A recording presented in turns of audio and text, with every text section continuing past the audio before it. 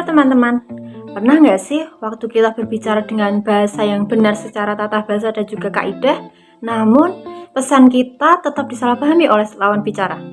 Mengapa hal itu terjadi ya?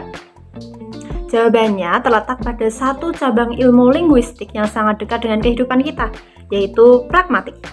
Jika semantik berbicara tentang makna kata yang ada dalam kamus, maka pragmatik mempelajari makna kata di dalam suatu konteks. Secara sederhananya, pragmatik adalah ilmu yang mempelajari apa yang dimaksud oleh pembicara di balik apa yang sebenarnya ia katakan.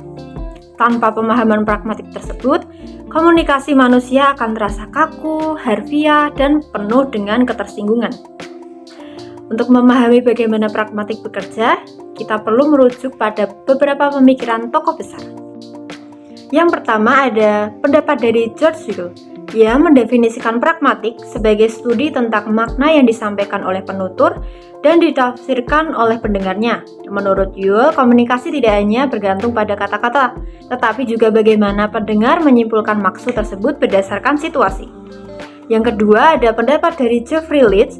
Ia mengaitkan pragmatik dengan prinsip kesantunan atau politeness principle. Leach berpendapat bahwa dalam komunikasi, kita cenderung menjaga harmoni sosial agar tidak menyinggung perasaan orang lain. Berikutnya ada pendapat dari Paul Grice.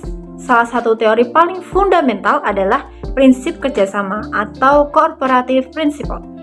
Grice menyatakan bahwa agar komunikasi berjalan dengan efektif, penutur harus memahami 4 maksim.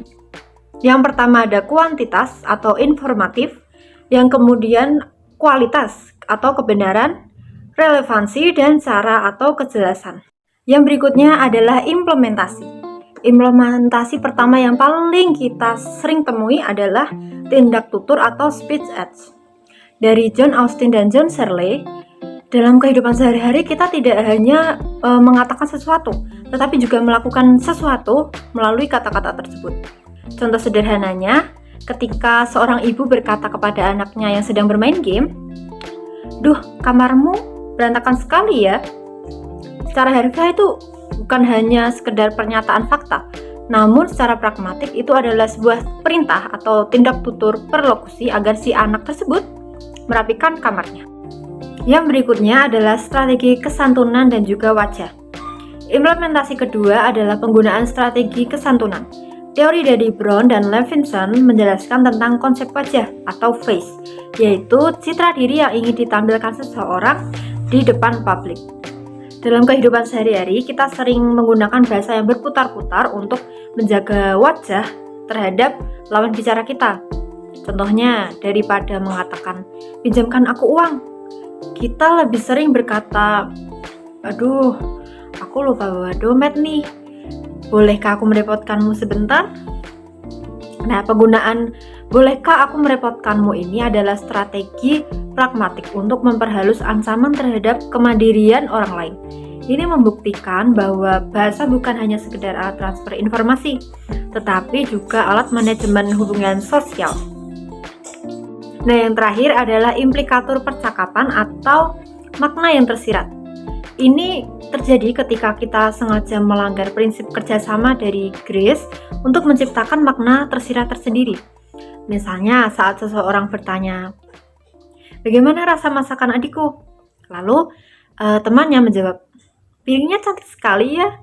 Nah, secara pragmatik, jawaban yang tidak relevan ini memberikan implikatur bahwa rasa masakan mungkin saja tidak sesuai harapan, namun ia tidak ingin menyakiti perasaan dengan mengatakan yang sejujurnya. Sebagai kesimpulan, pragmatik adalah lem yang merekatkan hubungan antar manusia melalui bahasa. Memahami teori pragmatik dari para ahli seperti yang sudah saya sebutkan tadi, seperti Yule, Grice, dan Leach, membantu kita menjadi komunikator yang lebih peka. Kita belajar bahwa menjadi benar secara tata bahasa saja tidak cukup. Kita harus mampu memahami dan membaca situasi, menghargai lawan bicara, dan memahami bahwa di setiap ucapan itu selalu ada niat yang melampaui kata-kata itu tersendiri. Dengan belajar dan menguasai pragmatik, kita tidak hanya berbicara dengan mulut, tetapi juga dengan empati dan juga kecerdasan sosial. Sekian dari saya, terima kasih.